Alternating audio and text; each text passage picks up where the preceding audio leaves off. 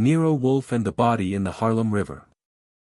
Chapter 1, A Startling Discovery, Archie Goodwin narrates. You'd think that a man who prides himself on living in New York City ought to be used to early morning interruptions. But when you work for Nero Wolfe, early morning takes on a special meaning. In Wolfe's book, anything before 10 is an ungodly hour, and anyone who ignores that should be sentenced to lifelong exposure to Inspector Kramer's cigar smoke. Unfortunately, the universe didn't give a hoot about Wolfe's preferences on the morning this whole Harlem River business began. I had just polished off a plate of Fritz's scrambled eggs, golden enough to make a sunset jealous, and was considering a second helping when the front doorbell rang. The tone had that particular pitch that tells you trouble isn't far behind. I wiped my mouth, went to the hall, and opened the door. Standing there was Inspector Aurelia Monroe, wearing an overcoat that probably appreciated the heater in our front hall more than she did. Behind her, a cold March wind shoved its way across the threshold, eager to escape the city streets for warmer territory. "Good morning, Archie," she said, which was almost polite enough to make me forget she was waking up my employer. "Morning, Inspector. You're here early. I don't have the luxury of orchids and breakfast rituals." That earned her a raised eyebrow from me, but I stepped aside. She marched past with the kind of determination that usually means someone is dead, someone else is lying, and eventually Wolfe is going to be annoyed. "Fritz!" I yelled toward the kitchen. "Coffee for the inspector." "No need," she said. "This won't take long." Like hell it won't, I thought. She followed me into the office, where Wolfe was exactly where any rational person would expect him to be at that hour, seated behind his desk, wearing a burgundy robe, contemplating a soft-boiled egg as though it had personally offended him. I don't know how long he'd been awake, but knowing Wolfe, he had probably risen only because the orchids demanded his morning attendance. Wolfe glanced toward the door. "Inspector Monroe," he said, his tone hovering between resignation and irritation. "If you've arrived before I've completed breakfast, something intolerable has occurred." "You could say that," she replied, planting herself in one of the client chairs. "A body's been found in the Harlem River." Wolfe sighed, not because of the death, he's seen more than enough of that, but because he had to deal with it now instead of after his breakfast had achieved closure. "A dead body," he said. "In New York. A rare phenomenon indeed." "This one's different," she said. "Male. Mid-30s. Wearing a tailored evening suit, shoes polished like he expected royalty to inspect them. No wallet. No ID. No evidence of drowning. And, this is the part that got me here, faint bruising on both wrists."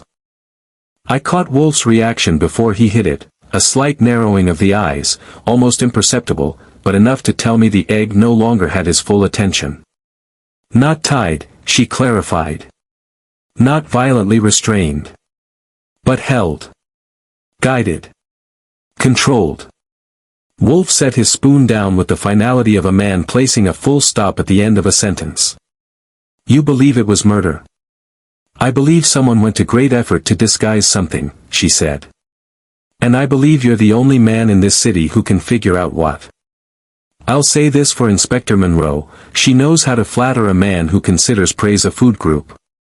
Wolfe leaned back, his eyes drifting to the ceiling as though consulting the architectural plaster for wisdom.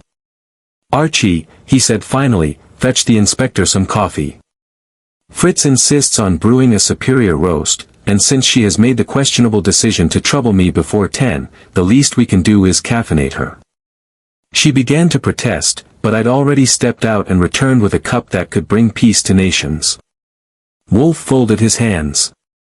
"Describe the surroundings in which the body was found." "Floating near the shoreline," she said. "Early morning jogger spotted him and called it in. No evidence of a struggle nearby, no drag marks, nothing. Which means the body was placed there." "Disposed of," Wolfe corrected. "With deliberate care." She nodded. "Exactly." Wolfe tapped a finger lightly on the desk. "Archie, you will attend the morgue with Inspector Monroe. Prepare a notebook. And gloves." Death is messy, and I dislike mess. I'm touched by your concern, I said. For your carpet. He ignored me. Report everything. The smallest details. A murderer who dresses his victim in formal attire before discarding him is not merely criminal, he is tidy. And tidy men leave tidy clues. Inspector Monroe stood. You'll take the case, then? Wolfe grunted. I will consider it. After I have seen what Archie discovers. Now, if you will excuse me, my orchids expect punctuality. She left with me trailing behind her. Outside, the wind hadn't improved its personality. We climbed into her department car, and I buckled in while she pulled into traffic. You know, I said, if you really wanted to get Wolfe involved, you could have waited till he'd finished breakfast. He'd find out sooner or later. Maybe. But you'd have lived longer if it was later. She smirked despite herself. This case needs him. Something's off, Archie. The way the body was dressed. The positioning. No ID at all. Someone wanted this man to be seen as no one. Any idea who he might be? None, she said. But the bruising bothers me. Whoever held him did it carefully. Like they knew exactly how to control him without leaving a fight. A professional? Maybe. Or someone with a personal stake. We pulled up to the morgue, and believe me when I tell you the inside smelled exactly as you'd expect from a place where freshness is not a priority. The attendant led us to the examination room. The victim lay on the table, pale under the harsh lights. If he'd been alive, he'd have looked like the sort of fellow who had expensive tastes and the money to match. I moved closer. The suit was tailored. European stitching. Shirt pressed. Cuffs crisp. Traces of faint sandalwood cologne lingered, a scent that didn't come cheap. His shoes were immaculate except for the ballroom wax that sparkled in the grooves if you squinted right.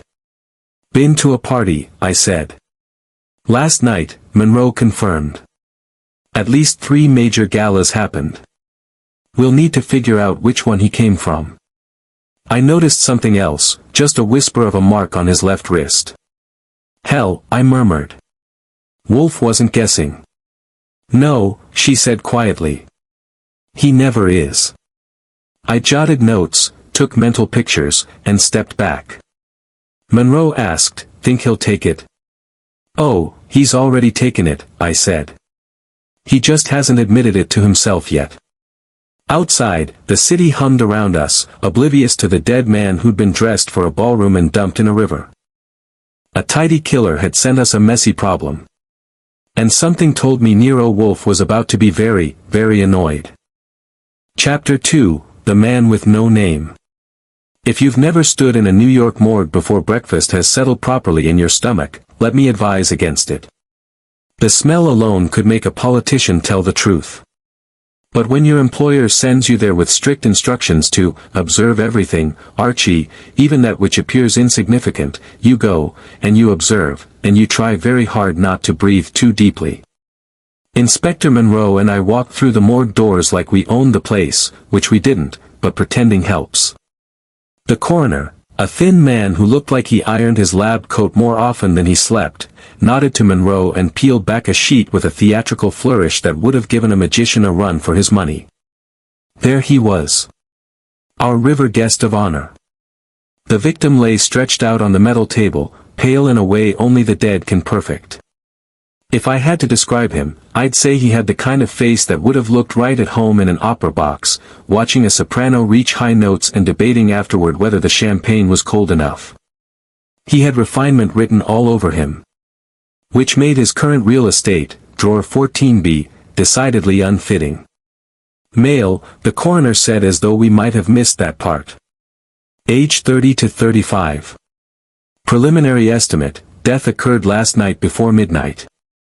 I leaned closer, ignoring the way my stomach protested. His hair was slicked neatly back, European style. His suit was tailored and expensive, Italian, if my eye wasn't fooling me. Shirt collar crisp. Shoes polished like he expected St. Peter to inspect them. And still no wallet, no tie clip, no ID. Our guy was a nobody in a somebody's wardrobe. But the real treat was the wrists. "Archie," Monroe murmured, "you see it?" "Sure," I said. I also see why Wolfe's eyebrows went north. Around each wrist was a faint, neat bruise. Not the kind from a fight or cuffs. More like someone had taken hold of him firmly, precisely, with just enough pressure to guide, not injure. "Someone held him," Monroe said. "But carefully." "Sure," I said again. "Like a dance partner with sinister intentions." She gave me a look that meant I wasn't as funny as I thought, but didn't argue. The coroner chimed in. "There's no fluid in the lungs. Meaning he was dead before entering the water." Monroe glanced at me. "That rules out accident." "It rules out most idiots too," I said. "Whoever did this had a plan." I pulled off my gloves and tucked my notebook away. "Let's head back. Wolfe will want details fresh enough to garnish." On the way out, Monroe asked, "What do you think so far?" "I think our dear anonymous friend spent the earlier part of the evening somewhere high-class, high-cost, and high-risk. I think someone didn't like the conversation that happened there. And I think Wolfe will make me type 20 pages of notes before lunch." She laughed. "You're not wrong." We arrived back at the brownstone just as Wolfe was emerging from the plant rooms, looking refreshed and full of botanical wisdom. He'd changed into his mustard yellow suit, the one that always makes him look slightly annoyed at anyone whose clothing isn't as meticulously chosen. He dropped into his chair like a man returning to his rightful throne. "Report," he commanded. I gave him every detail: hair, shoes, bruises, lack of ID, European tailoring, and my personal revulsion toward morgues. Wolfe listened with eyes half-lidded, fingers steepled. "If you didn't know him, you'd think he was half asleep. If you did know him, you'd know he was sorting information into neat little boxes inside that oversized head of his." "Ballroom wax," I added. "On the soles." That got him.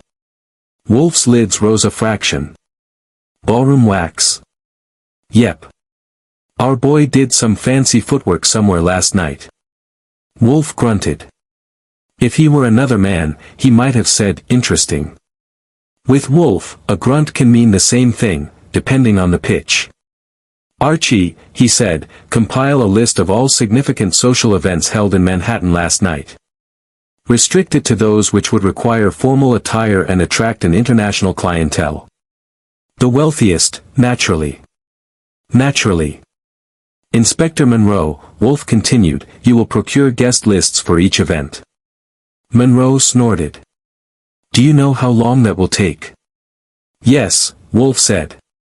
"And yet you will do it." She opened her mouth to protest, saw it was useless, and shut it again. Wolfe has that effect on people. "Archie," he said, "bring the Gazette from the front hall table." I fetched it, unfolded it, and handed it over. Wolfe scanned the society pages, the ones with pictures of smiling rich people pretending they enjoy philanthropy, and tapped a headline with his finger. "Grand Charity Gala at the Orpheum Hotel draws city's elite." "Well," I said, "that looks shiny enough to match our friend's shoes." "It is the most probable," Wolfe agreed. "You will go there. Speak to the management. Ask for photographs taken during the event." "You want me to charm them?" "No," Wolfe said dryly. "I want you to obtain information. But you may charm them if it increases efficiency." Monroe checked her watch. "I'll get the guest list started. If the victim attended the gala, someone would have seen him." "Indeed," Wolfe said. "People notice. But they forget selectively. Archie will correct their memories." I grabbed my coat. "On my way." Before I left, Wolfe added, "Archie, observe everything. The smallest inconsistency may be the thread which unravels this murderer's tapestry." "Right," I said. "And if you think of any more inspirational needlework metaphors, save them for my return." The Orpheum Hotel lobby looked like someone had hired a magician to make money disappear into decor. Gold trim, marble pillars, rugs thick enough to sprain an ankle, your standard Manhattan elegance. The manager, a thin man named Preston with hair slicked back to within an inch of its life, greeted me with the kind of smile that's stored away for guests with too much money. I introduced myself and explained that we were investigating a man who may have attended their gala. Preston nodded gravely, like he'd rehearsed the expression in the mirror. Of course, Mr. Goodwin. Right this way. He led me to a small office with a stack of photos from last night's event. I flipped through them, looking for our corpse in formal wear. And there he was. Edge of a frame, half in shadow, speaking to a woman in an emerald green gown whose back was turned to the camera. The man's posture matched perfectly, straight shoulders, head inclined politely, the image of a gentleman having a quiet word. Except the context, considering his destination that night, was anything but polite. I tapped the photo. Copy this for me. Certainly, Preston said. Do you believe he was murdered? Let's just say, I replied, he didn't end up in the Harlem River because he forgot how to swim. As I walked out into the brisk afternoon air, one thought kept circling in my head. Someone at that gala knew our man. Someone talked to him. And someone made damn sure he didn't leave alive. And it looked like I had just gotten my first glimpse of who that someone might be. Chapter 3, The Gala at the Orpheum Hotel. If you've never stepped into the Orpheum Hotel at noon on a Tuesday, you're missing out on a very special kind of performance. It's the only place in New York where a bellhop can glide like he's on stage, a desk clerk can judge you with a tilt of the chin, and a chandelier can look down at you as if you're wasting its time. I'd already been here once that day, but now I had a mission that required charm, patience, and enough observational finesse to make Wolfe proud, or as close to proud as Wolfe gets, which is usually a grunt 2 tones higher than normal. The grand lobby was its usual self, polished marble, gleaming brass railings, and enough perfume lingering in the air to give a bloodhound an identity crisis. People drifted around like they had been choreographed. The Orpheum has that effect. Preston, the slick-haired manager, reappeared as if summoned by my shadow. Mr. Goodwin, he said with that polished smile of his. Back again so soon. Don't sound so enthusiastic, I told him. You might pull something. He didn't bat an eye. Is there something further you require? We have already provided the photograph. That's the appetizer, I said. I'm here for the main course. I flashed my friendliest grin, which only means trouble. I need to chat with some of the folks who were here last night. You know, mix, mingle, pry, stir up resentments. Social work. Preston's smile faltered. We are hesitant to disturb our guests. Relax. I'm not selling insurance. And I won't bother anyone without good reason. That calmed him just enough to point me toward the ballroom, where a handful of staff were clearing away the last remnants of last night's festivities. The ballroom looked different in daylight. The magic was gone, all that remained was the meticulous cleanup that follows any glamorous evening. Glitter clung to the floor like memories refusing to be swept away. The chandeliers sat proudly overhead, having survived another night of rich people pretending they enjoy charity. I approached the nearest staff member, a young woman balancing a tray of empty glasses like she did it for sport. Excuse me, I said. Yesterday's party. Did you notice a gentleman, tall, sharp suit, European type, mingling around here? She blinked. Sir, everyone here last night was a gentleman in a sharp suit. That's New York for you, I sighed. How about someone who danced unusually well? Maybe waltzed like he was born doing it. Her eyes brightened. Oh. You mean the man Mississippi Lane danced with? Bingo. Mississippi Lane. Beverly Lane. The singer. She left early, though. I thanked her and made for the lounge, where performers often relaxed before shows. If Beverly Lane was around, I intended to find her. Mississippi Beverly Lane makes her entrance. The lounge door opened, and Beverly Lane stepped out with just enough dramatic timing to suggest she'd practiced it.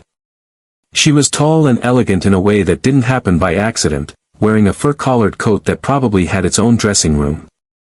"Mr. Goodwin?" she asked. "That's my name, though I didn't remember giving it to her." "I heard you were asking about me," she continued, her voice a smooth contralto that sounded like dark velvet and late nights. "News travels fast," I said. "Or Preston does." She gave a tired smile. "Preston travels faster than gossip." We moved to a quiet corner. She perched on a plush chair like she was auditioning for a painting. I leaned against the armrest across from her. "About the man you danced with," I said, "I'd like the rundown." Her face changed, something subtle, but enough for me to file it under suspicious expressions, Exhibit A. "He seemed different," she began. "Graceful. Reserved. Not like the usual loud, eager men who come to these events." "That describes about half the men who end up dead in rivers," I said. She flinched. "So it's true. That was him." I nodded. "We're trying to figure out why." She folded her hands. "I danced with him twice. He said he'd only recently arrived in New York. His accent was European, Italian, I think. And he kept looking over his shoulder. Not nervously, exactly. More like he expected someone." "Did he say who?" "No. But he mentioned he had to speak with someone urgently." "A friend," he said. I leaned forward. "Did you see who he talked to?" She hesitated. That's when you know someone is about to deliver a truth wrapped inside a lie. Finally she said, "I saw him speak to a woman. She wore a green gown. Emerald. They talked near the balcony. But he left her quickly, too quickly." "And you saw anyone else? Anyone who looked like they had a stake in his presence?" For a moment, she didn't answer. Then she whispered, "There was a man. Older. Silver hair. Tall. He stared at us while we danced. I don't think the victim noticed, but I did." "Name?" "I don't know. But I've seen him here before, with the woman in green." Now that was interesting. "Thanks," I said. "Just one more thing. Why did you leave early last night?" Her gaze tightened. "A woman's reasons are complicated. That's not an answer, that's embroidery." She stood. "Then take it as embroidery." The conversation was over. But I walked away with enough threads to knit a scarf. A socialite with nothing to offer, except red herrings. My next stop was Mrs. Eloise Farnham, society lady, philanthropist, and part-time menace to logic. She was seated in the parlor, sipping something with too much sugar. "Oh. The detective," she trilled when she saw me. "I simply must help. Ask anything." "I'll try," I said politely. "You saw the man last night?" "Yes. He wore a red carnation." "He did not." She blinked. "Are you sure?" "Pretty sure. Unless carnations in this city have been going stealth." She waved a hand. "Well, details are so tiresome." That was her statement in a nutshell. "What did you actually notice?" I pressed. "Oh, he argued with someone." "Quietly, of course. This is the Orpheum, dear. We don't raise voices here." "Who did he argue with?" She blinked twice. "Someone standing near the balcony. A gentleman. Looked wealthy. Salt and pepper hair. Lovely suit." "Did he have a name?" "Everything has a name, dear. I simply don't know his." Between her and Beverly Lane, our mystery man had developed a consistent friend, an older, well-dressed gentleman with silvered hair. Someone who didn't want to be remembered too clearly. Harold Greeley, professional avoider. My final witness was Harold Greeley, heir to half a trust fund and all of New York's bad habits. I found him pacing near the bar, running a hand through hair that had already given up. "You're with the police?" he asked nervously. "Not exactly.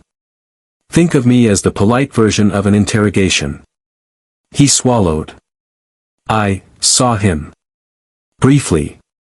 "What do you mean, briefly?" "I walked onto the balcony to get some air, and he was speaking to an older man. They weren't arguing. It was restrained. But something felt tense." "What did the older man look like?" "Distinguished. Gray at the temples. Sharp eyes." I whistled. "The night's Mr. Popularity." He tugged at his collar. "Look, I didn't hear anything. I didn't want to get involved." "That was the truest thing," he said. Wrapping up the scene. By the time I exited the Orpheum, I had more smoke than fire. But the shape of something was forming. A woman in emerald green. An older gentleman with silver hair. A tense conversation on the balcony. A man who danced well and died badly. As I stepped into the cold afternoon, I couldn't help thinking. Whoever our mystery gentleman met in that ballroom.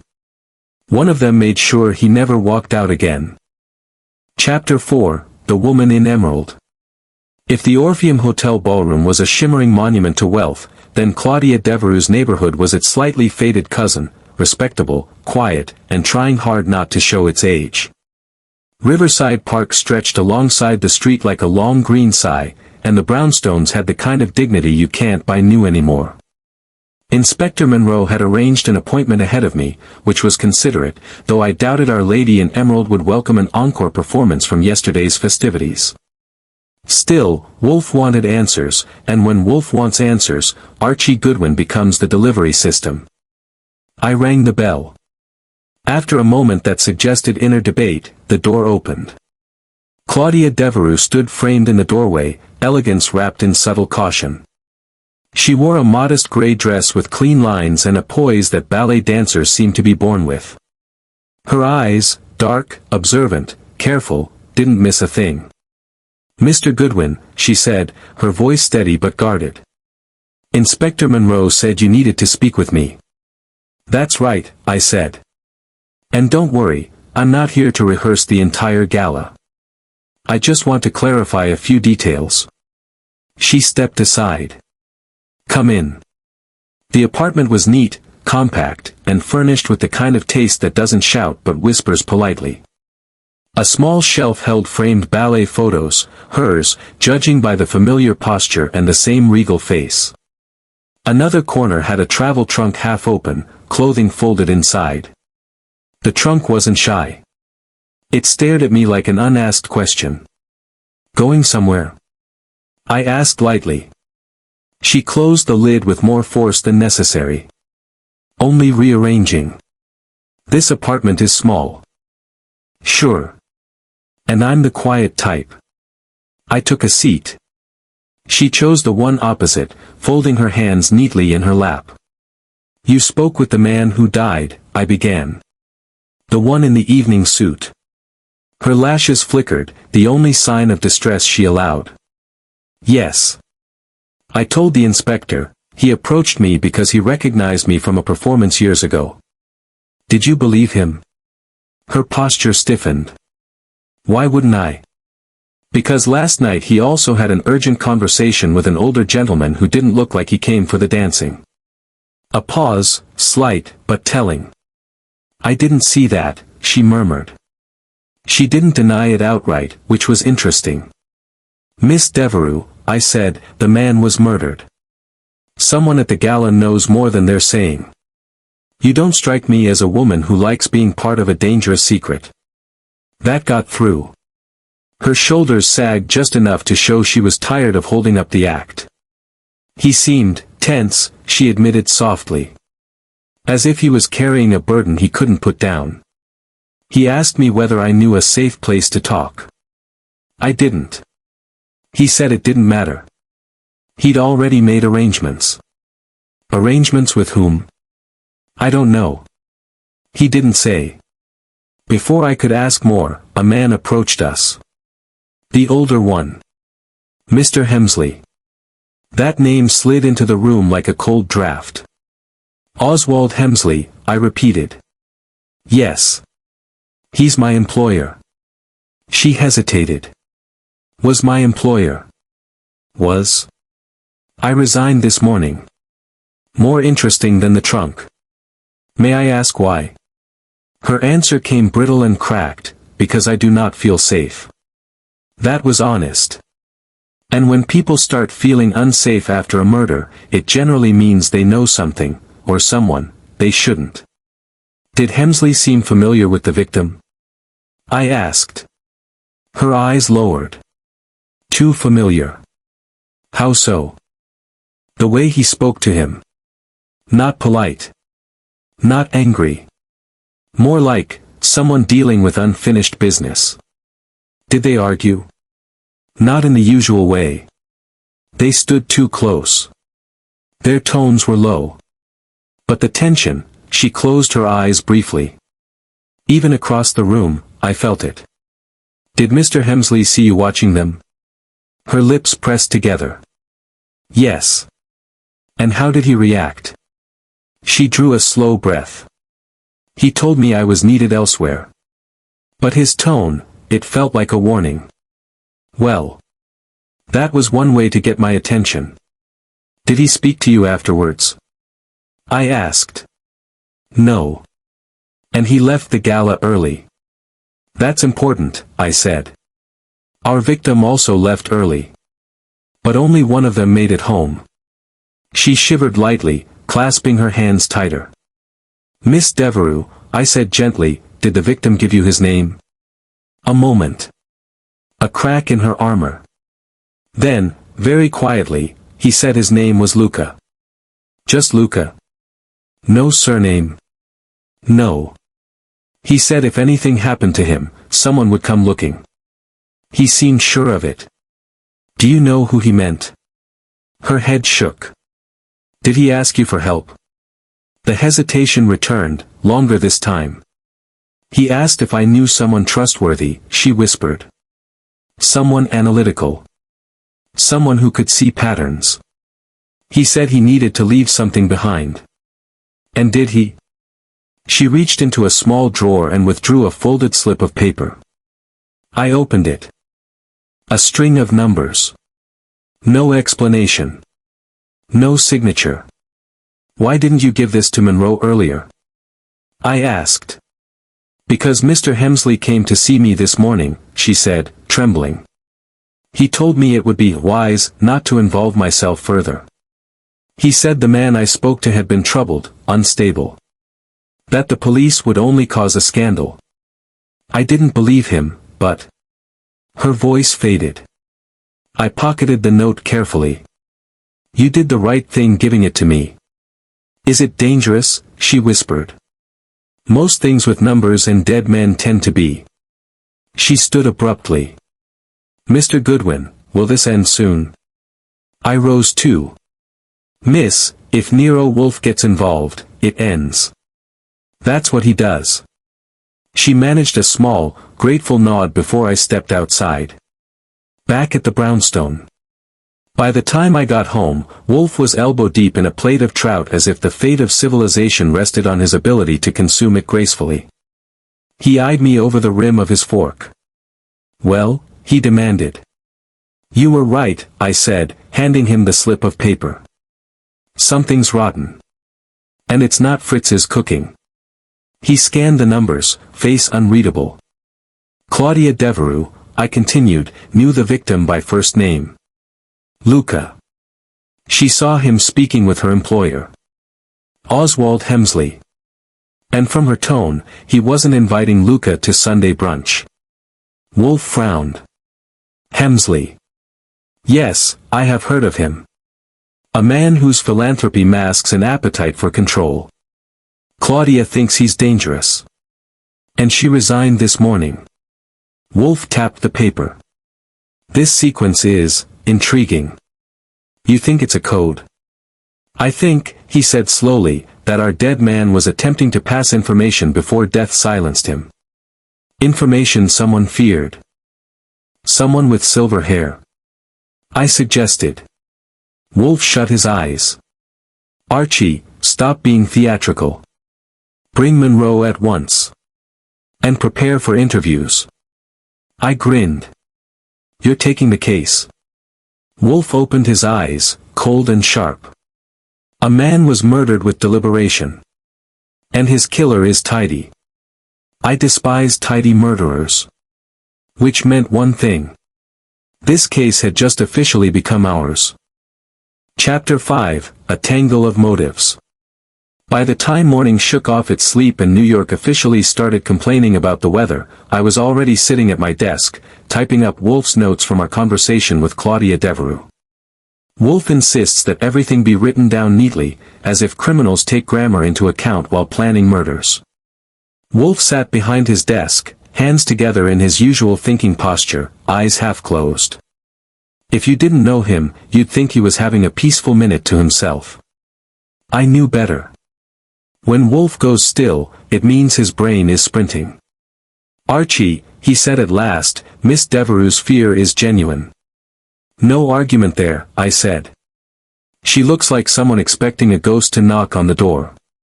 He ignored my commentary and held up the slip of numbers Claudia had given us. This code is not random. The pattern is intentional. We must learn what it represents before the murderer does. Which murderer? I asked. The tidy guy with the wrist-holding technique? Or the silver-haired gentleman who makes people nervous? That, Wolfe replied, is precisely what we must determine. Before I could say anything clever, the phone rang. I picked it up. Goodwin. Archie, it's Monroe. You sitting down? I try to make that a habit. She sighed. We found something. A pawn shop on 112th turned up a passport. Name, Luca Marcelli. That's our dead man. Seems likely. But that's not all. The shop owner said the passport was sold by a young man matching Harold Greeley's description. Well, I said, that gives Greeley a better hobby than polo. Bring Wolfe in on this, she said. I'm heading there now. I hung up and relayed the news. Wolfe groaned like someone had insulted his orchids. Greeley, he muttered. A youth cursed with wealth and a lack of intellect. You want him brought in? I asked. No. You will go to him. He picked up the slip of numbers. Bring both this note and your wits. Mr. Greeley may finally tell the truth. Harold Greeley and the Art of Panic. Greeley lived in an apartment that looked like money had moved in long before he had. He answered the door wearing a robe that cost more than some cars. He gasped when he saw me. Mr. Goodwin, you again? You're gaining popularity, I told him. Mind if I come in? Well, yes, no, come in. His living room was modern, cold, and decorated by someone who'd never lived there. Greeley wrung his hands like he expected them to confess to something on their own. You sold a passport yesterday, I said. At a pawn shop. Care to explain why our dead friend's identification ended up in your pocket? His face turned the color of uncooked dough. I didn't steal it. I found it. Found it? Where? In a fortune cookie. In my coat, he blurted out. I swear, I don't know how it got there. After the gala, I reached in my inner pocket and, there it was. I panicked. So you sold it? Yes. I didn't know what to do. I didn't want to be involved. You're involved now, I told him. Deeply. He sank onto the sofa, head in hands. I didn't kill anyone, he said. But Marcelli, he gave me something. Bingo. What did he give you? I asked. Greeley hesitated. A sealed envelope. He shoved it at me and told me to keep it safe. I didn't know him. I thought he was crazy. Where's the envelope? I don't know. He swallowed. I lost it. Wrong answer. Try again. I really lost it, he insisted. When I got home, it wasn't in my pocket. I thought maybe I dropped it. Or someone took it. And you didn't think to report that? He stared at me. Would you report being handed mysterious envelopes at midnight by strangers who looked terrified? Depends on the stranger, I said. Did you see Marcelli talk to anyone besides the woman in the green gown? Yes, Greeley said quietly. He argued with Oswald Hemsley. I paused. Argued? A private, heated conversation. It didn't look friendly. And with that, Mr. Greeley had just lifted himself 1 inch from the suspect pile and nudged Hemsley deeper into it. The singer with secrets. Next stop on the truth train, Beverly Lane. She was performing a lunchtime set at a cabaret downtown. When she finished, I caught her backstage. She looked less polished today, tired eyes, nervous hands, but she still carried herself like someone who expected applause on entry. I see you again, she said, forcing a smile. That must mean the situation is getting worse. Depends who you ask, I said. Tell me something, did you see anyone take an envelope from Harold Greeley's coat? Her smile dropped. Why would I see that? Because you were watching Marcelli. And it's amazing what singers notice from the stage. A long silence. Then, yes, she whispered. I saw someone. But I don't know who. Describe them. They wore gloves, she said. Black gloves. And moved like they didn't want to be seen. That made my skin prickle. Why didn't you tell us the first time? I asked. She looked away. Because someone warned me. Ah. That again. Who? I don't know. I only found a note under my door, stay quiet. Nothing else. I sighed. This city really needs more original criminals. Back to the brownstone. When I returned, Wolfe was pacing, a sight as rare as a polite cab driver. You have something, he said. I gave it all to him, the passport, the envelope story, the gloved thief, the argument with Hemsley. Wolfe nodded. Good. Now we have threads. Enough for a sweater? I asked. For a noose, he said simply. Someone sought to erase Marcelli's identity, steal whatever evidence he carried, and silence those who might reveal the truth. And that someone? I asked.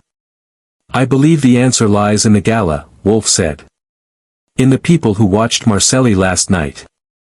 In the interactions he had. He tapped his desk lightly. Archie. Prepare to visit Mr. Oswald Hemsley.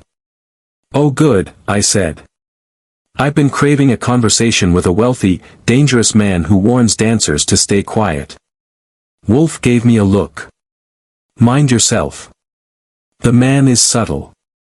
So am I said. No, Wolfe corrected. You are forthright. And in this case, that may be useful. The clues so far. As I filed the notes, the picture began taking shape. A dead European whistleblower. A stolen passport sold by Harold Greeley. A missing envelope taken by a gloved thief. Claudia Devereux receiving warnings. Beverly Lane watched by someone. Oswald Hemsley arguing with the victim. Wolfe studying a coded slip of numbers. Everything pointed toward secrets someone didn't want exposed. And whoever that someone was. He was getting nervous. A nervous killer is a dangerous one. And Wolfe, God help him, was enjoying it. Chapter 6, The Envelope and the Lie. One of the less advertised services I provide for Nero Wolfe is acting as his ambassador to people he doesn't feel like tolerating in person. That group includes, but is not limited to, loud drunks, stupid policemen, most reporters, and rich men who think they own the world. Oswald Hemsley fit that last category so perfectly you'd think the mold had been made for him. His townhouse near Park Avenue was the kind of place that made you feel underdressed no matter what you wore. The steps were scrubbed to perfection, the brass polished, and the doorman had the expression of a man who considered letting people in an unfortunate part of his job. Inspector Monroe met me on the sidewalk. She had a folder under her arm and the look of someone who expected trouble and was irritated not to know what shape it would take. "You ready?" she asked. "As I'll ever be," I said. "Let's go talk to philanthropy with sharp teeth." The doorman took our names, made a phone call, and decided we were acceptable. Inside, we followed a maid through a hall decorated with expensive paintings and rugs that probably needed their own insurance policies. Hemsley's study was large and quiet, with tall windows and shelves lined with books that might even have been read once. He stood near the fireplace when we entered, one hand resting casually on the mantel, like he'd been rehearsing the pose. He was in his late 60s, tall, well-groomed, silver hair combed back, suit flawlessly tailored. His eyes, though, were not elegant. They were watchful and calculating. "Inspector Monroe," he said smoothly. "Anne. Mr. Goodwin, is it? I've heard your name in connection with Mr. Wolfe." "I hope it was used kindly," I said. "That depends who was speaking," he replied, with the shadow of a smile. We took seats. He didn't. Men like Hemsley often prefer to look down on you while they talk.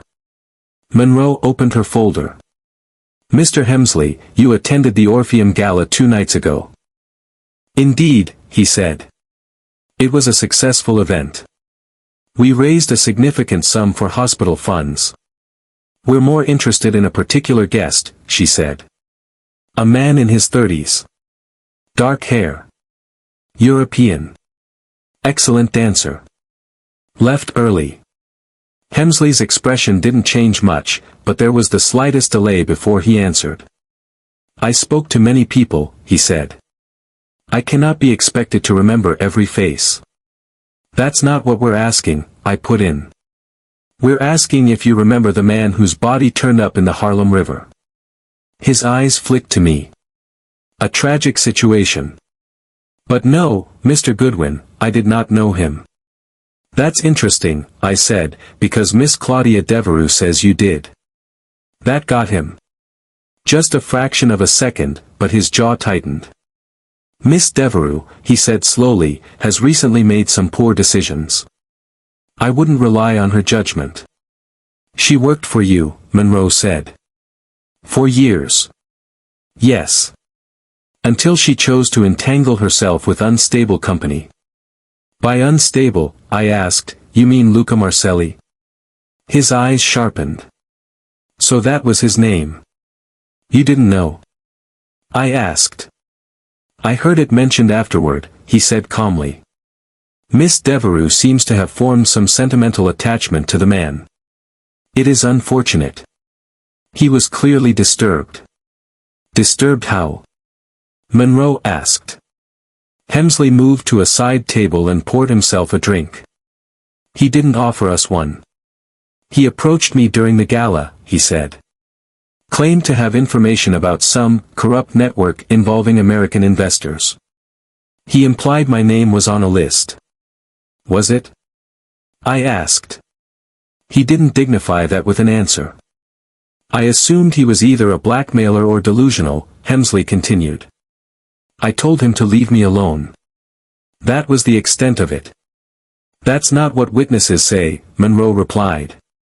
"They saw you speaking privately with him near the balcony. They described it as tense." He swirled his drink. "Inspector, wealthy men attract eccentrics." I was firm, nothing more. While he talked, I watched his hands. They were steady. Clean. On his right wrist, just under the cuff, was a faint reddish line. Too straight for an accident, too fresh to ignore. "Mind if I ask about that?" I said. He glanced down. "A scratch," he said.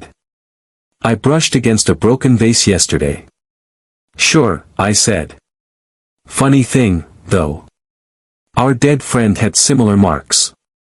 On both wrists." That proves nothing, he replied. His voice cooled. If you've come to accuse me of murder, do it plainly. Monroe shook her head.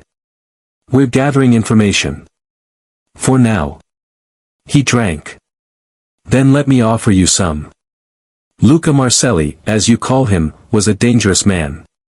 Not because of what he knew, but because of what he believed. Men like that are unpredictable. Someone predicted him pretty efficiently, I said.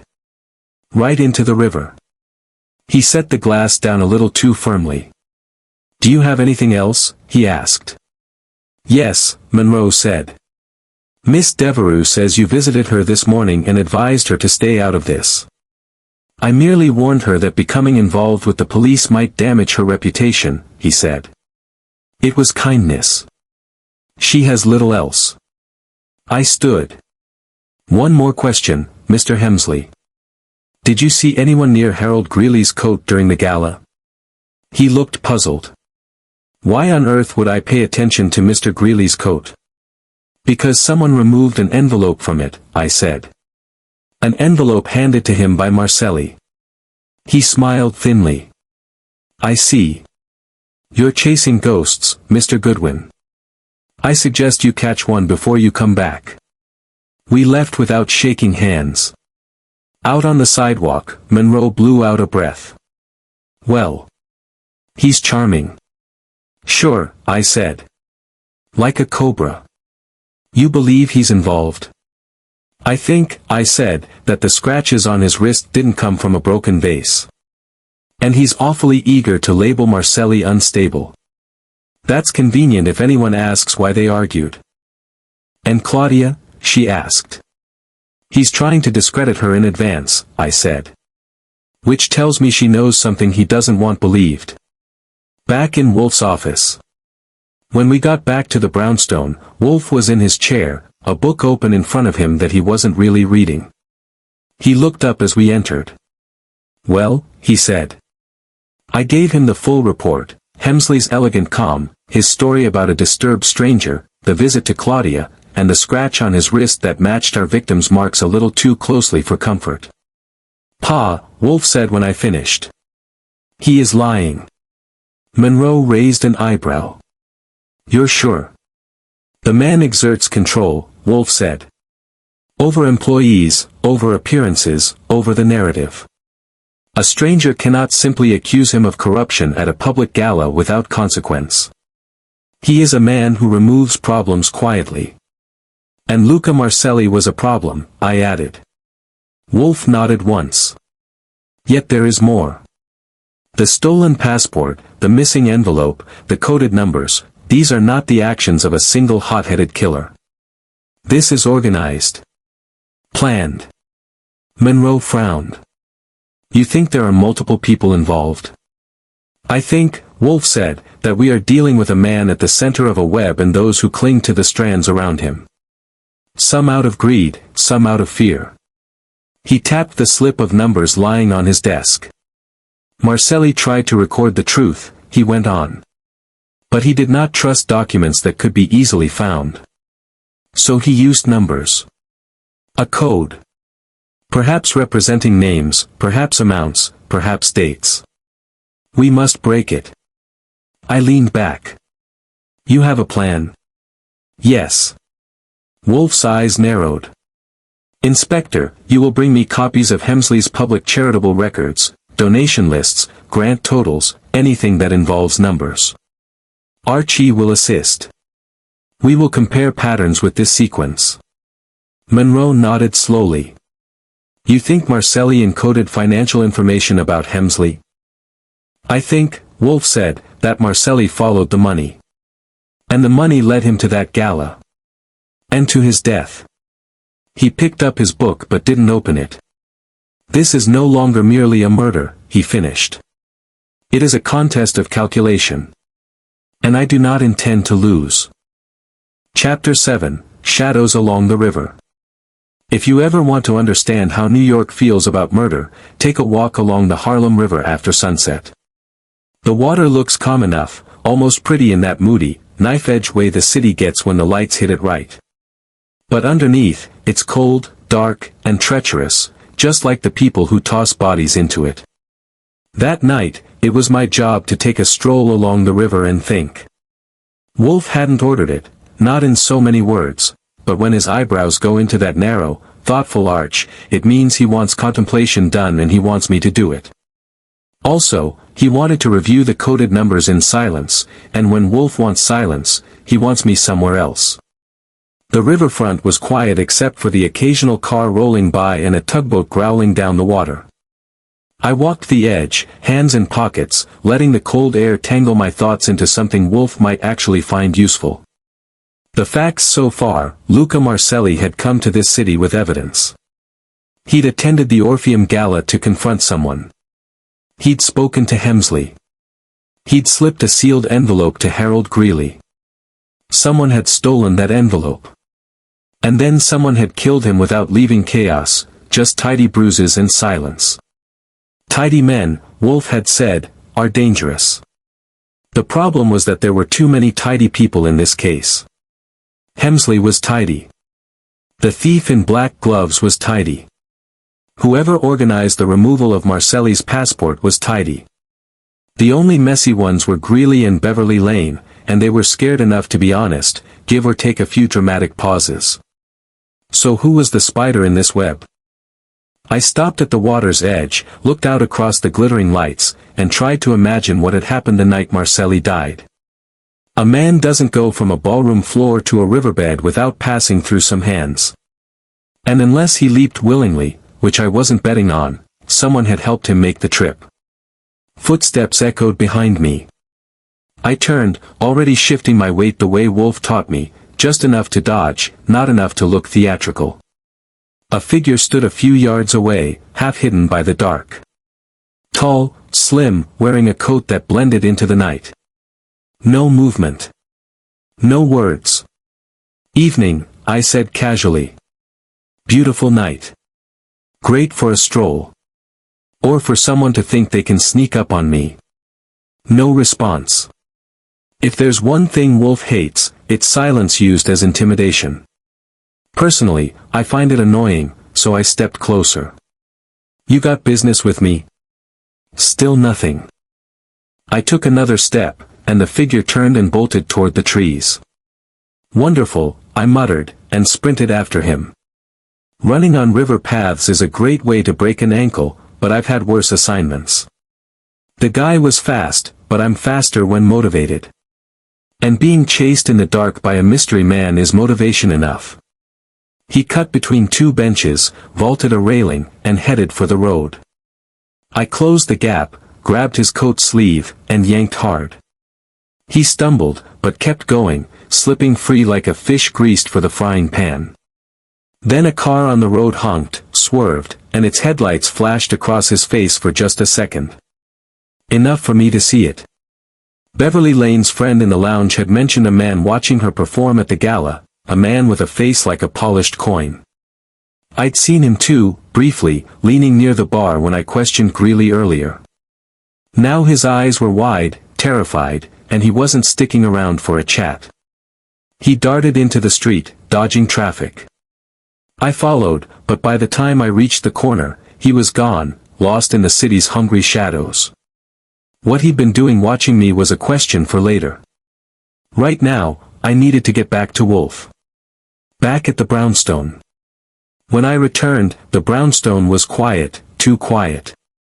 The office light was on, though, which meant Wolfe hadn't retired to the plant rooms yet. I walked in. Wolfe was seated behind his desk, hands folded, eyes fixed on the slip of numbers. He didn't look up. You were followed, he said.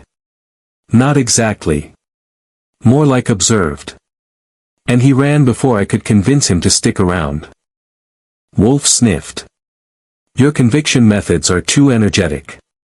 Yeah, well, the guy didn't seem eager for a heart-to-heart. Wolfe looked up then, and his gaze sharpened. Describe him. I did, down to the angle of his jaw and the coat he wore. Wolfe listened, eyes narrowing with each detail. He murmured. You saw him at the gala? Briefly. Leaning against the bar when I talked to Greeley. I didn't place him then, but I do now. He was watching everything, me, Beverly, even Marcelli. Wolfe tapped a finger against the desk. A watcher. Not a participant. And terrified, I added. The man ran like guilt was glued to his heels. Wolfe nodded slowly. Then he knows something significant. Enough to fear both the murderer and the investigation. That made sense. This case wasn't about one killer, it was about a circle. And some people in circles like to stay invisible. Just then, the doorbell rang. Fritz's footsteps shuffled past. A moment later, he appeared in the doorway, looking flustered. Mr. Wolfe, he said, it's Miss Claudia Devereux. She says it is urgent. Claudia rushed in before Wolfe could authorize her entrance. Her face was pale, hands trembling. Mr. Wolfe, Mr. Goodwin, I didn't know where else to go. Wolfe frowned. Calm yourself, Miss Devereux. Panic is pointless. Sit. She obeyed, though her hands shook. It's Mr. Hemsley, she whispered. I went back to my apartment an hour ago. Someone had been inside. My drawers were opened. My things were searched. They didn't take anything, but someone was looking for something. Wolfe leaned forward. What would they expect to find? She shook her head quickly. I don't know. But she did. And Wolfe saw it. Miss Devereux, Wolfe said gently, Marcelli gave you only one thing that could draw such attention. Her eyes widened. The numbers, she whispered. But I already gave them to you. That does not matter, Wolfe said. If the killer believes you still have something, you remain at risk. She shivered. What should I do? Wolfe closed his eyes for a moment, thinking. You will remain here, he said. In this house. Under my protection. I blinked. Wolfe inviting a stranger to stay under his roof was like asking a cat to babysit parrots. But this case had changed things. Claudia nodded gratefully. Thank you, she whispered. Wolfe looked at me. Archie, prepare the south guest room.